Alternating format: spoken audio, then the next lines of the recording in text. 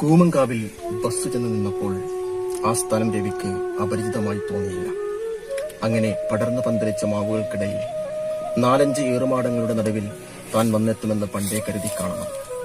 വരും വരായികളുടെ ഓർമ്മകളിലെവിടെയോ ആ മാവുകളുടെ ജരയും ധീരതയും കണ്ടുകണ്ട് ഹൃദിസ്ഥമാക്കി തീർന്നതാണ്.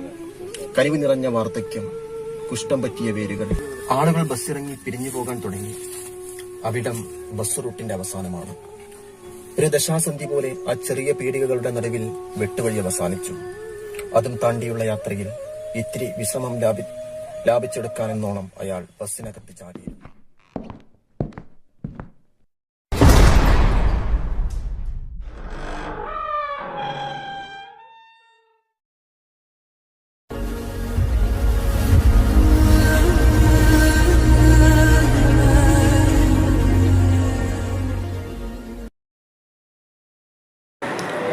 പ്രിയ സുഹൃത്തുക്കളെ, ഫാൻസി മീഡിയയുടെ മറ്റൊരു പുതിയ അധ്യായത്തിലേക്ക് എല്ലാവർക്കും സ്വാഗതം.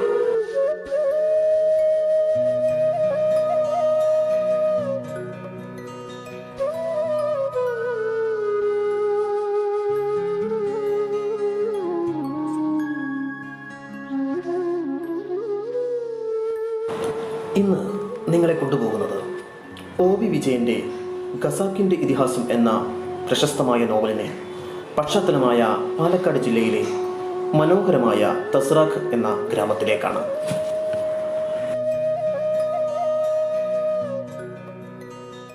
പാലക്കാടൻ ഗ്രാമീണതയിലൂടെ, അഗ്രഹാര വീഥികളിലൂടെ ദൃശ്യചാരുതയാർന്ന മനോഹര കാഴ്ചകൾ കണ്ടായിരുന്നു യാത്ര.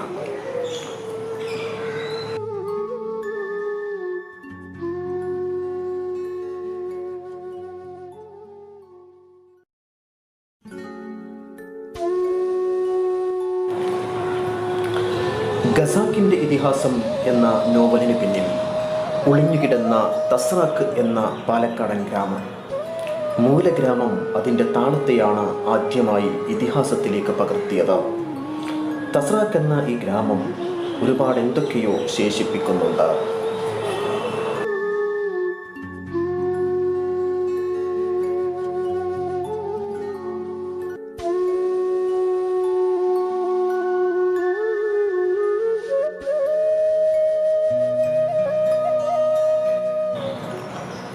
കേരള സർക്കാരിൻ്റെ സാംസ്കാരിക വകുപ്പ് ഒ.വി. വിജയന് വേണ്ടി ഒരു സ്മാരകം തന്നെ ഇവിടെ പണിതിരിക്കുകയാണ്.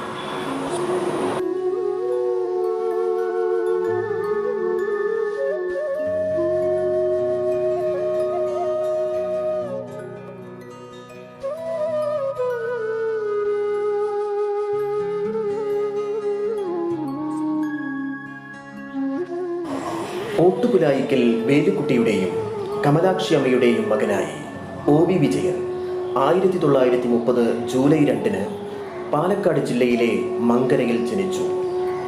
പാലക്കാട് വിക്ടോറിയ കോളേജിൽ നിന്ന് BA എക്കണോമിക്സിൽ ബിരുദമെടുത്തു.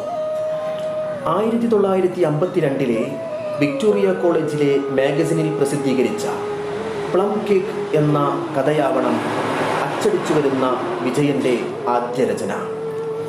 1954 മുതൽ 57 വരെ മലബാർ ക്രിസ്ത്യൻ കോളേജിൽ അധ്യാപകൻ. ഏറെ പ്രസിദ്ധീകരണങ്ങളിൽ കാർട്ടൂണിസ്റ്റും കോളമിസ്റ്റുമായിരുന്നു വിജയൻ. 1969 പ്രസിദ്ധീകരിച്ച ഖസാക്കിന്റെ ഇതിഹാസത്തിലൂടെ മലയാള നോവൽ സാഹിത്യത്തെ രണ്ടാക്കി തിരിച്ചു. ഖസാക്കിനു മുമ്പും ഖസാക്കിന് ശേഷവും ഭാര്യ തെരേസ ഗബ്രിയേൽ, ഏകമകൻ മധു, ഏകാന്തമായിരുന്നു ബാല്യം, ഏറെ കഥകൾ കേട്ടു, സ്വപ്നം കണ്ടു. കഥയും ആകാശവും സന്ധ്യയും ലോകവും ഉൾക്കൊണ്ട് വിജയൻ വലുതാവുകയായിരുന്നു.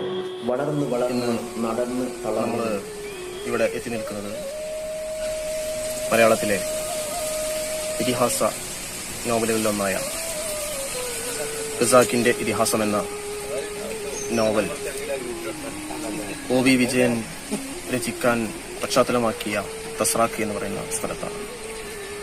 തസ്രാഖ് ഇപ്പോൾ ഒരുപാട് മാറ്റങ്ങൾക്ക് വിധേയമായിട്ടുണ്ട്. തസ്രാഖിലെ ഒ.വി. വിജയന്റെ പശ്ചാത്തലമായിട്ടുള്ള സ്ഥലങ്ങളൊക്കെ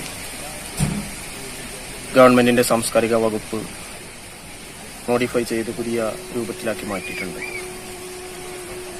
അവിടെ ഖസാക്കിന്റെ ഇതിഹാസത്തിലെ കഥാപാത്രങ്ങളെ ശില്പങ്ങളിൽ കൊത്തിവെച്ച ശില്പവനത്തിലാണ് ഇപ്പോൾ നമ്മൾ നിൽക്കുന്നത്.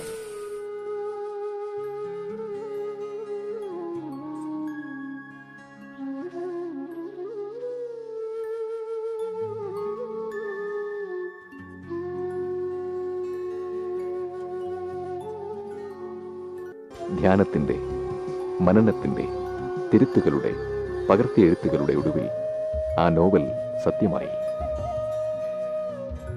ദേവി അമ്മയുടെ വയറും ചാരിക്കിടക്കുമ്പോൾ അവർ പറയുമായിരുന്നു, നക്ഷത്രക്കുട്ട, കൽപ്പകവൃക്ഷത്തിൻ്റെ തൊണ്ട് കാണണോ? വെയിലെരിയുന്ന മാനത്ത് നോക്കിയിരുന്നാൽ മതി.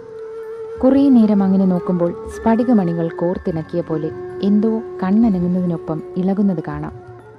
ഇമ തല്ലിമിഴിച്ചാൽ അത് കാണാതാകും. ദേവന്മാർ കൽപ്പകവൃക്ഷത്തിന്റെ ഇളനീര് കുടിച്ച് തൊണ്ടുകൾ താഴോട്ടെറിയുകയാണത്രേ. ചാരി കിടന്നുകൊണ്ട് രവി കരിക്കിൻ തൊണ്ടുകൾ എണ്ണി തുടങ്ങും. 1, 2, 3.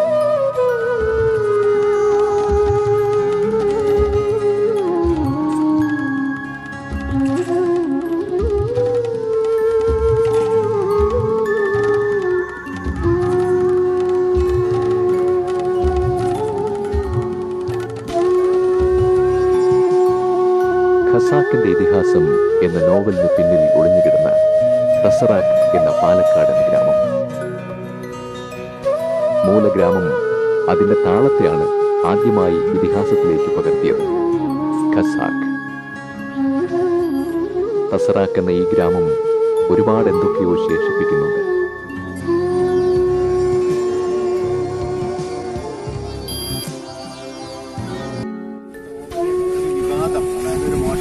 ആരോപിച്ചതിന്റെ പേരിൽ ഈ നോവല് വിവാദമായപ്പോഴാണ് ഇതിന്റെ ഭൂമിക തസറാക്കാണെന്ന് അദ്ദേഹം വെളിപ്പെടുത്തിയതെന്നാണ് ഞാൻ മനസ്സിലാക്കി വെച്ചിട്ടുള്ളത്.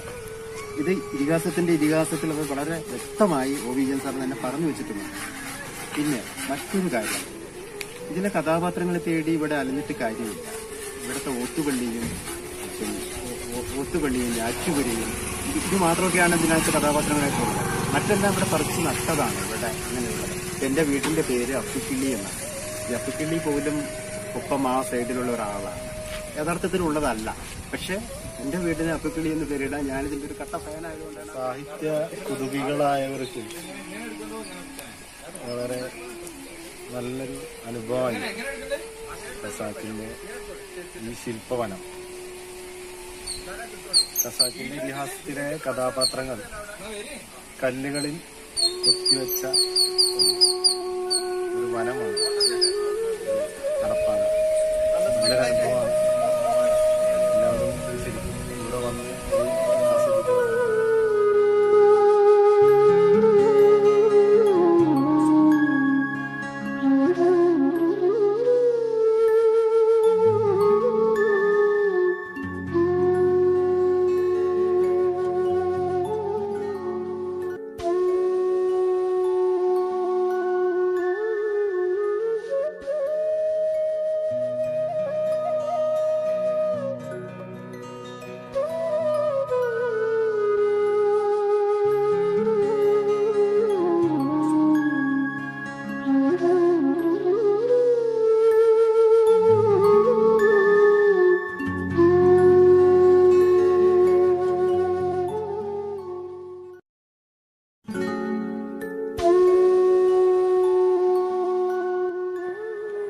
രവിയുടെ ഖസാക്ക് കേവലം ഒരു ഭാവനാ പ്രപഞ്ചമല്ലെന്നറിഞ്ഞ നാൾ തൊട്ട് തുടങ്ങിയതാണ് തസ്രാക്കിലേക്കൊരു തീർത്ഥയാത്രക്കുള്ള മോഹം.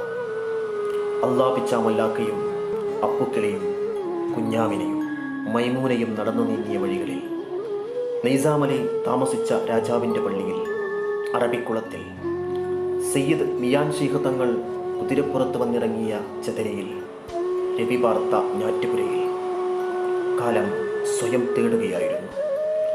ഒ വി വിജയൻ എന്ന കാലാതീതനായ മാന്ത്രികൻ കണ്ടെടുത്ത കുറിമാനങ്ങളെ, തസ്രാക്കിനെ ലോകത്തോളം വളർത്തുകയായിരുന്നു, അതോ ലോകത്തെ തസ്രാക്കിലേക്ക് ചുരുക്കുകയായിരുന്നു ഇതിഹാസത്തിൻ്റെ എഴുത്തുകാരൻ? സമസ്യക്ക് പൂരണം ഇനിയും അകലെയാണ്. കരിമ്പനകളിൽ പിടിച്ച കാറ്റ് എവിടെയോ സ്വയം നഷ്ടപ്പെട്ടു പോകുമ്പോൾ തസ്രാക്കിൻ്റെ വഴികളിൽ നമ്മളും നിന്നു പോവുകയാണ്, വഴികളുടെ അവസാന കവലയിലെന്ന പോലെ. ഒടുവിൽ യാത്ര പറയുമ്പോൾ തസ്രാക്കിനോട് പറഞ്ഞത് ഇത്രമാത്രം: വിജയൻ്റെ കസാക്കാവാൻ ഒരു ഗ്രാമത്തിനുമാകില്ല പ്രിയപ്പെട്ട തസ്രാക്ക്, നിനക്ക് പോലും. പക്ഷേ വീണ്ടും നിന്നിലേക്ക് തിരിച്ചു വരാതിരിക്കാൻ എനിക്കാവില്ല, ആർക്കുമാവില്ല. ഈശ്വര, ഒന്നും അറിയരുത്, ഉറങ്ങിയാൽ മതി. ജന്മത്തിൽ നിന്ന് ജന്മത്തിലേക്ക് തലചായ്ക്കുക. കാടായി, നിഴലായി, മണ്ണായി, ആകാശമായി വിശ്രമം കൊള്ളുക.